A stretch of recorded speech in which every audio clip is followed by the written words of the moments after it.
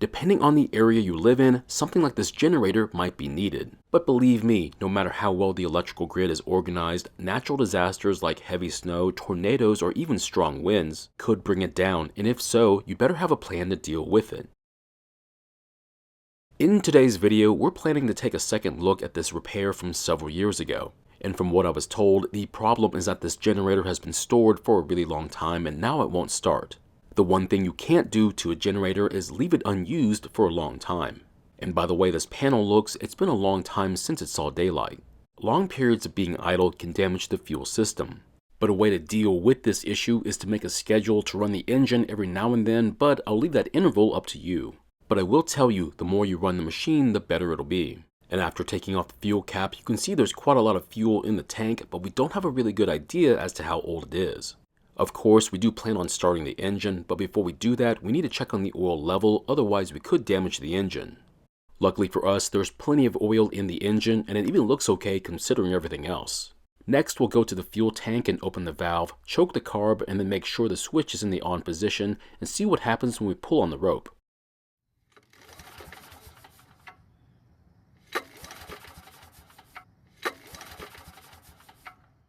And unfortunately, it didn't do anything, which is not good.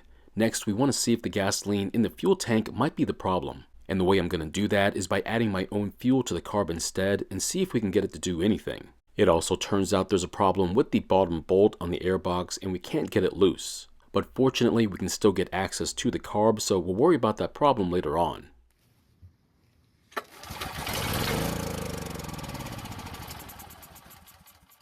Now this time, we actually got it to run for a second or so, which is great news. It means the engine is capable of running, and we definitely have a problem with the gasoline that's in the fuel tank. Now we don't know if there might be a problem with the carb just yet, so we'll need to inspect it. And to do that, we'll have to close the fuel valve and then open the drain on the bottom of the bowl. This also gives us a glimpse of the gasoline that was in the carb, and what we see is not good. Fresh gasoline should not be this color, it should be fairly clear. And from what I've seen, as gasoline ages, it gets darker. And if I had to guess, I say this gasoline was 3 to 4 years old. The strange part is that after attaching a line to the fuel tank and draining the fuel, it looks even worse. It simply doesn't make any sense why the gasoline from the tank should be older than what's inside the carb. But if I had to guess as to why this is, I would say that someone added really old gasoline to the fuel tank not realizing how old it was. Next, we're going to put fresh fuel into the line going to the carb so we can do a test run. And if it does run after doing this, it's going to show that the carb is in working condition.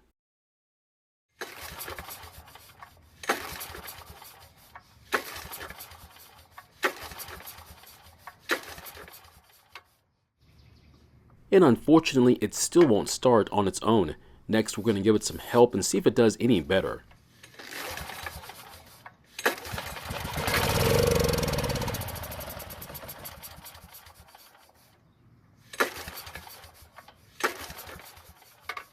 And even after trying to help it out, it still wouldn't stay running, and the attempts to start it afterwards shows that the carb needs to be looked at. This will also give us a chance to fix whatever's wrong with the bottom bolt on the airbox. Also, don't forget this emissions hose was connected to the back side of the box. If you don't reconnect it to the back of the box, unfiltered air will make it inside the carb and the engine. And if you let it run like this for a really long time, it could cause the engine to wear out faster than it's supposed to. I'm not sure why there's so much damage to this fuel bowl, but it looks like someone was having a really tough time taking it off. And once the bowl is finally off the carb, it looks like there's some debris in it, which could be the reason why the carb isn't working. So first, we're going to take out the main fuel jet, followed by the emulsion tube in the middle part of the carb. And once it's out, we'll then try and clear all the small openings in it with a piece of wire. However, if you have access to compressed air, that would make this job a whole lot faster to do. But of course, carb cleaner seems to work the best, but sometimes you might need to clear a blockage that's really bad. If the carb cleaner encounters a really stubborn clog, the spray could come back and hit you in the face. But if you were using compressed air instead of the cleaner, it wouldn't be so bad. Also, if you have a pair of safety glasses to wear while doing this job, that would be better for you as well.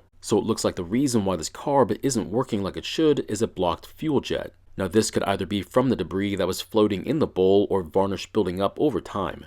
Either way, a simple poke from the wire and maybe a blast of carb cleaner should open it right back up. And as you can see, there's quite the difference between the before and after cleaning shots of the jet. And after that, we'll then clean up the bowl the best we can and start the process of reassembling the carb. So is it better to leave the carb dry or leave it wet with fuel during storage? That answer is going to depend on your maintenance routine. If you're going to start your generator once in a while, then yes, keep fuel in it. But if you don't intend on doing that, then maybe keeping fuel out of the system would be a better choice. After getting the emulsion tube and the main fuel jet back into the carb, we can finally replace the bowl. This is when you get to see just how bad the damage is from somebody else's attempts to work on it. If your fuel bowl is stuck to the carb, be extremely careful on how you break it free. I would choose something that has some give to it when tapping on the bowl. Otherwise, if you put a dent into the side of the bowl, it could affect how the carb works. If that does happen to you, at the time of this video, the carb is still available and priced pretty fairly.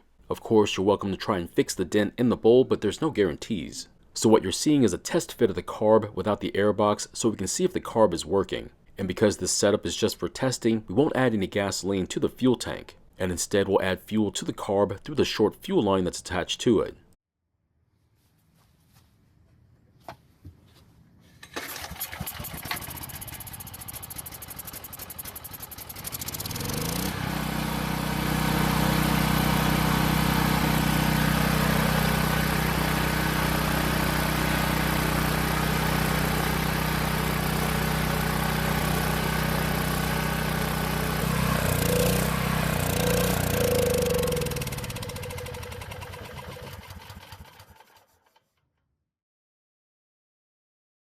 That pretty much confirms what we suspected. The fuel and more importantly, the carb was keeping us from starting the generator. That means it had multiple problems which can sometimes cause the repair to take a lot longer than it should. Now because I was short on time, I didn't address the bolt at the bottom of the airbox. But if I recall, someone cross-threaded it when installing it. I then had to use my soldering iron to heat up the plastics to remove the insert. I then separated the insert and luckily it wasn't too bad. I then chased the threads, installed it back into the airbox, and after that, it worked just like it should. Now remember, that bolt is there to hold the cover on. It's not what I would call a critical part of the engine. And just so long as the air filter cover is in place, it'll keep it from falling out of the airbox. But if for some reason your generator is missing its airbox but you still want to run it, at least find a way to cover the front of the carb with a material that'll act like an air filter. Now luckily for us, this one isn't that dirty, but it is a little beat up, so a new one might be a good idea. As for this one, I'll leave it up to the owner to decide on what to do with it. But I do have to let you know that ever since I gave this generator back to its owner, all it's done is collect dust in the garage and I doubt it's ever been started. And to be honest, that is their choice and I have to respect it. So my question is, how do you store your generator with or without fuel in them? Now as for me, I leave some with fuel in it, but for the others, I leave pretty much dry. Thank you for watching. I really do appreciate your time here. Please feel free to ask me any questions about this project or about your own projects, and I hope to see you in the next video.